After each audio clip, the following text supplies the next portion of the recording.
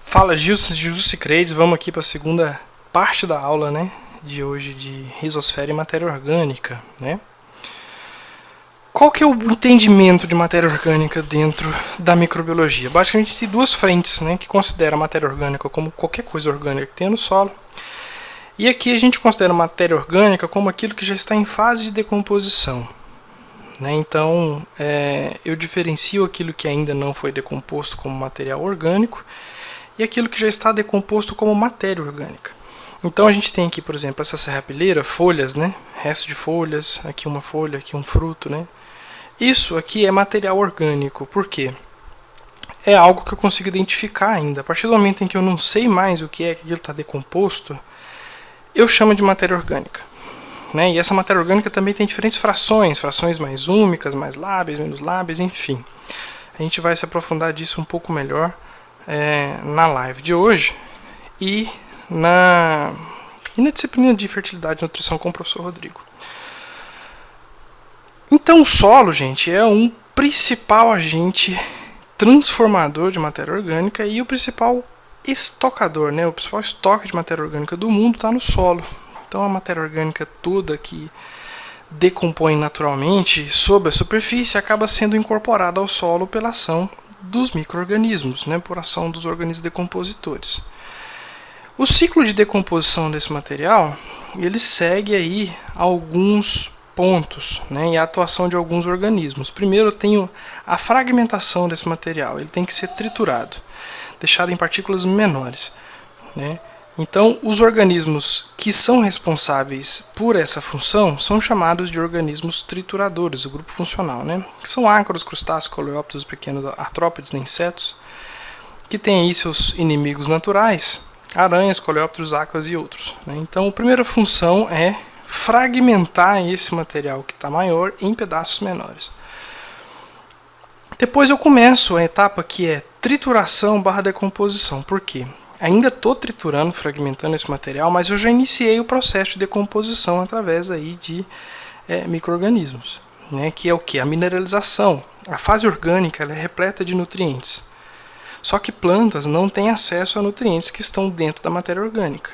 Eles têm que ser mineralizados primeiro, têm que ser decompostos. Eles têm que ser quebrados, transformados da fração orgânica para mineral. E aí, como nutriente mineral é que a planta consegue absorvê-lo.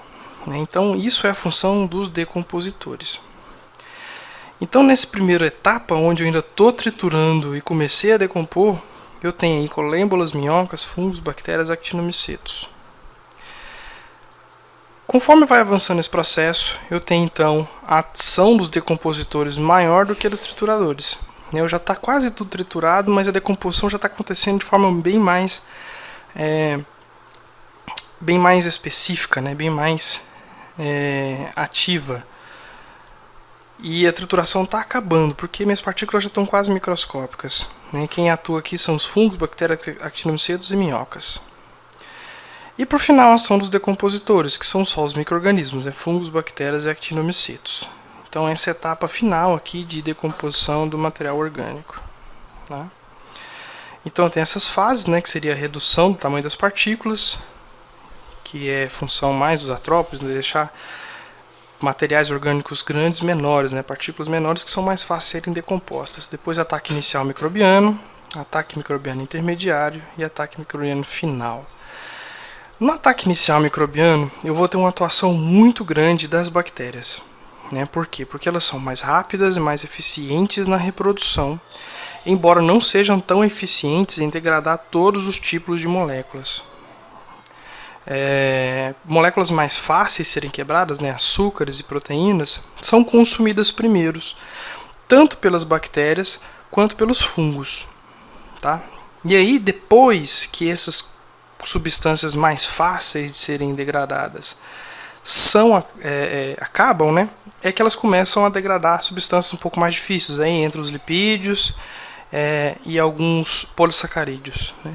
E no final, quando toda aquela matéria orgânica mais leve, mais palatável foi decomposta, ficando somente as grandes moléculas de carbono, como lignina e celulose, é que as bactérias não têm mais poder de decomposição dessas substâncias. E aí fica só o fungo. O fungo ele tem o poder de decompor isso. Por exemplo, aquele cogumelo que nós conhecemos como orelha de pau, ele é um decompositor de lignina. Ele está ali na madeira decompondo. A bactéria não tem essa habilidade. É lentamente e devagar que ele vai fazendo isso. Por isso que fica para o final. Enquanto eu tiver substâncias como proteínas e carboidratos, açúcares, né? Essas substâncias mais difíceis não serão decompostas. Elas só vão começar quando eu acabar as outras. Nesse gráfico aqui, ó, eu tenho os estádios de decomposição, né, para explicar para vocês melhor. E esse aqui eu tenho a legenda, né, que seria a quantidade inicial de resíduo, e aqui é a fase que é decomponível. E aqui eu tenho a biomassa microbiana responsável por essa decomposição e a quantidade de carbono que elas liberam. A quantidade de carbono, de CO2 que elas liberam, ela se remete à respiração microbiana, né? Então, quanto mais carbono está sendo liberado, mais energia está sendo gasta para decompor essa fração de matéria orgânica de resíduo. Então, inicialmente, essa quantidade aqui de micro-organismos, de biomassa microbiana, que inclui fungos e bactérias, estão gastando isso aqui de energia para decompor isso aqui de material. Quando isso acabar, é que eles vão passar para os resíduos mais resistentes. Tá? Aí essa quantidade de organismos, que é um pouco maior que a anterior, vão gastar isso aqui de energia para decompor essa fração. Tá? Quando essa acabar, é que eles vão passar para a próxima, mais resistentes, né, que seriam aí as ligninas, né, e as hemiceluloses. Essa quantidade aqui de organismos vão gastar isso tudo de energia para conseguir decompor só isso aqui de material. Né? E o que sobra? O que sobra no final é a matéria orgânica. Aquilo que não é mais decomposto, aquilo que está numa cadeia química tão gigantesca que a gente não consegue mais definir e nem dizer e nem quebrar isso. Né? Os organismos não conseguem mais quebrar essa matéria orgânica. Isso aqui é definido como o humus do solo, como a fração úmica. Essa matéria orgânica tão bem estruturada em cadeias gigantescas, ela fica no solo e ela tem inúmeras contribuições para a questão química do solo. Né? Então essa quantidade aqui de organismos vai gastar toda essa energia para conseguir consumir um pouco mais desse humus do solo. E aqui que acontece boa parte da ciclagem de nutrientes da matéria orgânica do solo. Né? Então o ciclo de decomposição da matéria orgânica segue essa tendência. Né? A respeito então dos compostos, que são aqueles mais assimiláveis, né, que são os que vão ser consumidos primeiros, os segundos, né, que quando acabar esses primeiros é que eles vão passar para o segundo, e os terceiros de difícil assimilação. Né? Então basicamente aqui a gente tem os açúcares, né, glicose, frutose, manose, hexose. Bactérias e fungos vão consumir isso aqui tudo na velocidade muito rápida. Né? Acabado isso, eles vão passar para os polissacarídeos, né, disacarídeos como amidos, hemicelulose, glicerol e proteínas. Terminado isso, é que eles vão para os compostos estruturais mais difíceis de serem consumidos, como lignina, queratina, cutina. Né? Então esse aqui seria a fase final de decomposição. E tudo que sobra desse processo de decomposição é que vai formar a molécula de ácido úmico. Para vocês terem ideia de diferença molecular, né, a gente tem aqui uma molécula de glicose, uma de frutose, e uma do lado aqui uma molécula de ácido úmico, né, de matéria orgânica. Uma molécula de matéria orgânica jamais vai ser idêntica à outra, porque ela é formada em um processo meio caótico. Né? Ela é formada com o quê? Com o que sobra da decomposição dos anteriores. Então eu posso ter moléculas totalmente diferentes. Tanto que elas são diferenciadas entre si pelo comportamento e não pela estrutura molecular.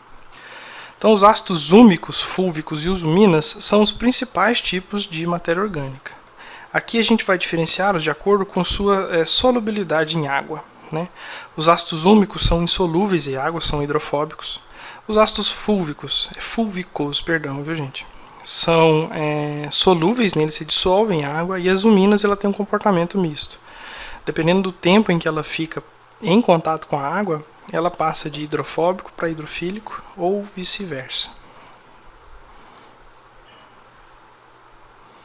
Então, fatores que podem influenciar a produção de matéria orgânica, né?